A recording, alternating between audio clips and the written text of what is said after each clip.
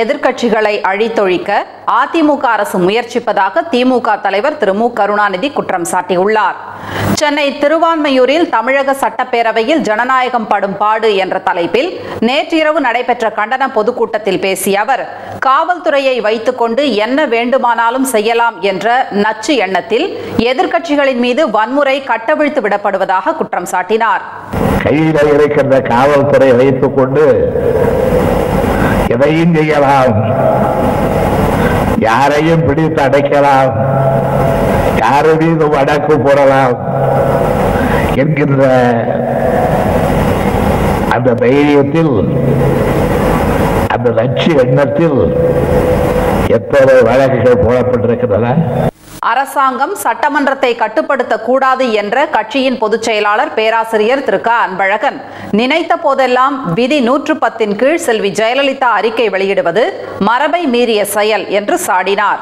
சட்டமன்றத்தில் நிதிநிலை அறிக்கை வைப்பது எதிர்க்கட்சியினரும் சேர்ந்து அதை ஆய்வு செய்வதற்காகத்தான்.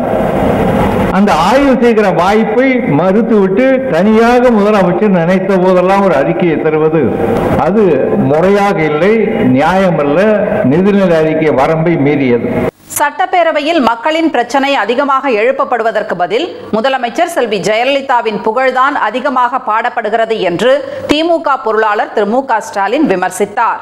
ஜெயலலிதா ஆட்சியில இப்பொழுது சட்டமன்றத்தில் கேள்வி நேரம் எப்படி நடந்து கொண்டிருக்கிறது என்று சொன்னால், ஆளுங்கட்சியை சார்ந்த சட்டமன்ற உறுப்பினர் எழுந்து ஒரு கேள்வியை கேட்கிறார் என்று சொன்னால், அம்மாவே சும்மாவே எம்மாவே தம்மாவே என்கிற அந்த வாணியில அம்மையார் ஜெயலலிதா அவர்களை பற்றி புகழ்ந்து பேசி எங்கள் ஊருக்கு பேருந்து வருமா என்று அந்த தொகுதியினுடைய சட்டமன்ற உறுப்பினர் ஆளுங்கட்சியை சார்ந்திருக்கக்கூடிய ஒருவர் கேள்வி கேட்கிறார்.